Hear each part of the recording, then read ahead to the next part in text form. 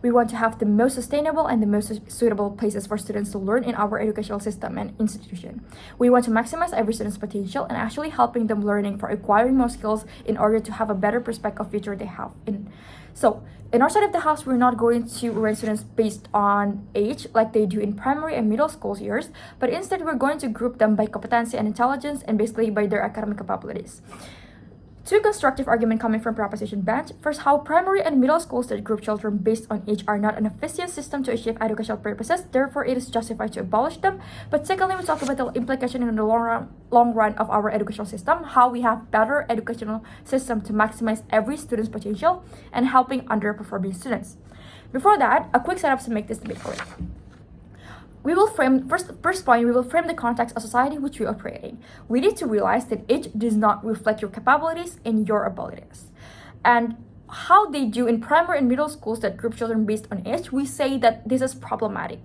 Why? Because every students have a diverse need and this is not aligning with our educational purposes. Why does this not align with our educational purposes? So what is our purpose in the educational system, right?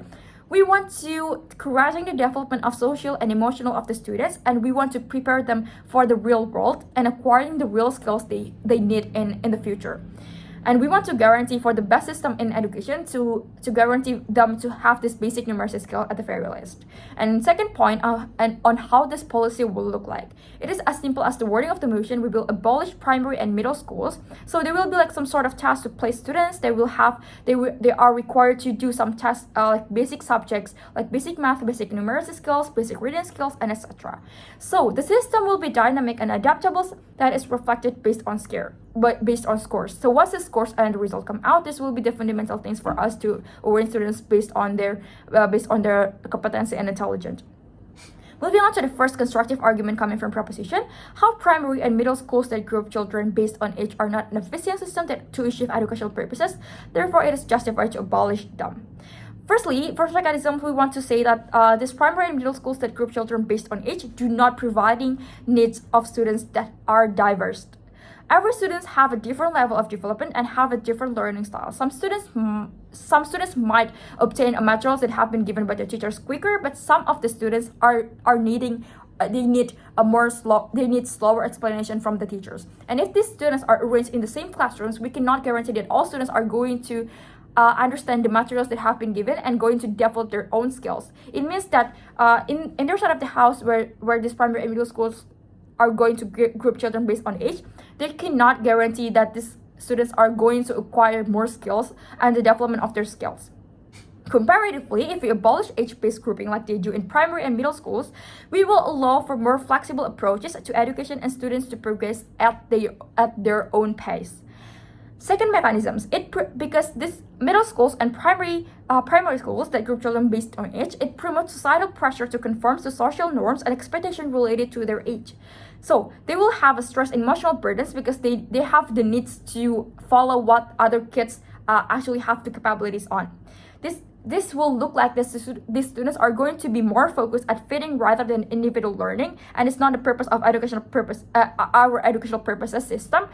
We do not want to take an additional burden for the students that are going to hinder their development of their competency and intelligence.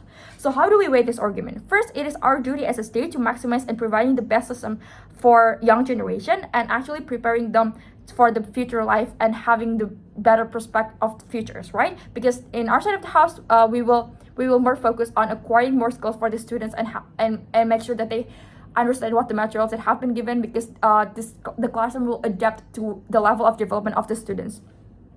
Therefore, these primary and middle schools are very justified to be abolished, because once this primary and middle schools the students are going to, we can guarantee that the students are going to understand what the materials in these schools, so they are more prepared in high schools and the reality of the world like universities and work environment, right? But second argument, how we have better educational system to maximize students' potential and actually helping these underperforming students. So we have two mechanisms here, because firstly, we will maximize every student's potential, right? Why this is likely? Because in our side of the house, these students are going to study a new materials, and with this new materials, we are going to maximize this student's potential. With these new materials, they will stay interested and it will challenging their brain to develop. And with more materials, they will have more opportunity to find interest in higher fields. For example, like advanced math, right? And secondly, these students are going to have the friendship group that can lead to better quality and more productive discussion, because in our side of the house, these students are going to have the classmates that have the same level of development and knowledges, so they can exchange their thoughts and ideas, and it will improve their critical thinking and exposing them to new ideas. And comparatively, in negative case, in their side of the house, the students are not going to study materials because they will study materials based on what they know. And imagine panels, if this country are acquiring policies like full day schools, it means that the students are going to sit in schools for 8 hours of their time and study and learning for the materials they already mastered and know. So there will be no improvement and development of their knowledges, right? But secondly, there will be no productive discussion because the classmates will have a diverse knowledges and the level of development. But secondly, these teachers in their side of the house needs to follow the average students, so they are not likely to have a lot of time to personalize to the development of one student itself, right? Because the students are very diverse. But second mechanisms, in our side of the house, we have better educational system because we help underperforming students. Why this is likely? Because these underperforming students, they can study from the starting point, so they can likely to catch up, and teachers can adapt to the classroom that are underperforming, so they will likely to have slower explanation, more detail, and etc. And the teachers will maximize the resources, and best teacher will be allocated to these underperforming students' classrooms.